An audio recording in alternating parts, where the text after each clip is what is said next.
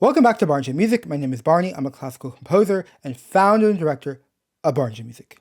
My wonderful subscribers and anyone new to the channel, welcome. It's been a long time since I've done an official video. I've been very focused on trying to get my symphony performed, help us on the way for orchestra, but in today's video, I'm going to show you the Stampede section, which is one of the most popular sections of the symphony. Let's begin.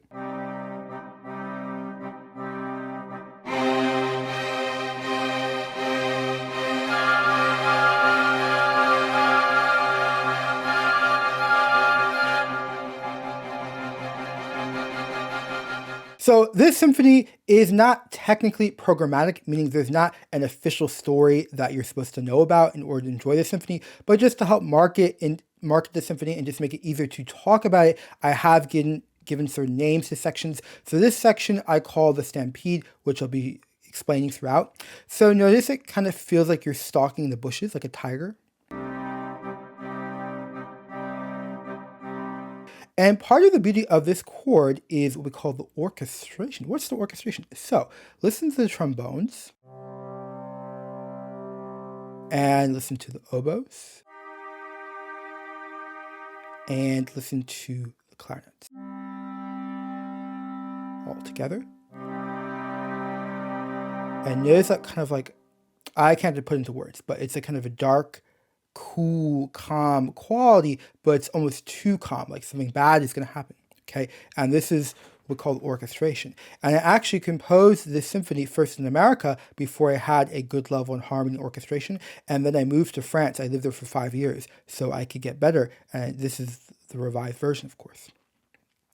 Then afterwards, notice we have these really tall chords, so listen to the cellos.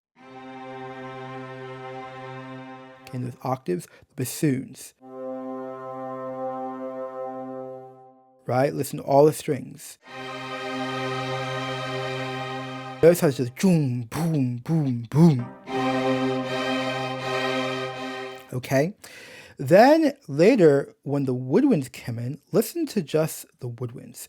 So woodwinds is a group.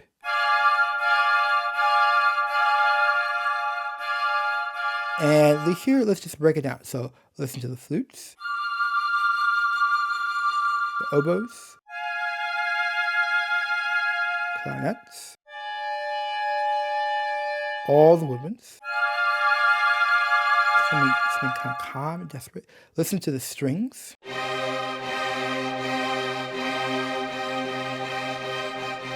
And here, listen to the bassoons. Notice bassoons are working with the strings. So something when we're doing orchestration, we got to think about like who belongs to what group, how are we matching between different groups, okay? So listen to the woodwinds. Listen to the strings. Listen to the woodwinds and strings together. So do you hear that clash? Okay, kind of a clash of civilizations. Here in context.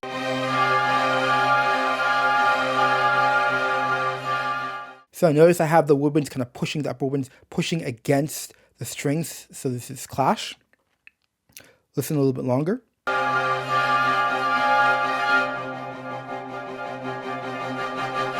And notice how it's just building and building. Now, two more things I want to show you before we get to the Stampede itself. Listen to what happens prior.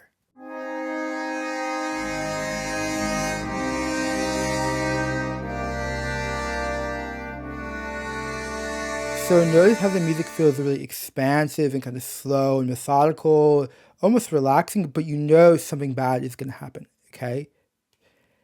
Next, I want to show you, if you listen beneath, so if we listen to this kind of ending right before the Stampede,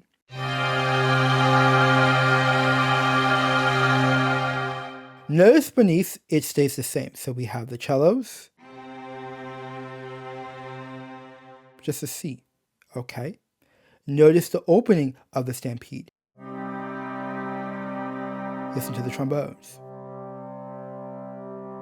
C and G, okay? So it's the same harmony. Listen to the next entrance.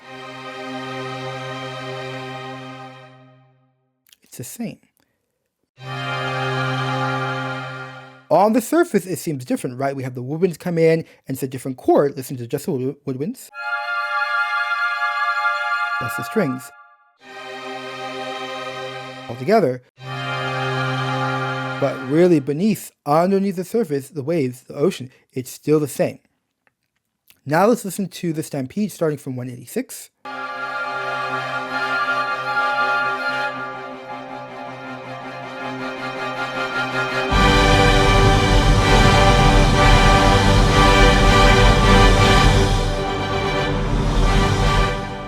And notice that it feels so alive. It's the technical term actually is the dominant. Okay, it's a chord that we talked about a lot in my Harmony for the General Public series, but it feels really, really alive. But one of the things that really makes this alive besides the chord itself is we spent so long on one harmony and suddenly there's a shift. And this doesn't happen that much in music. Usually the chords are either going to be the same forever, which is a certain genre of classical music, or it's going to be shifting much quicker. So I think one of the beauties in this symphony is because we stay so long in one harmony, as soon as there's a shift, it's like life and death. Thank you so much for watching. I need to go back to promoting this symphony on some of the other channels, but I hope you have a wonderful day.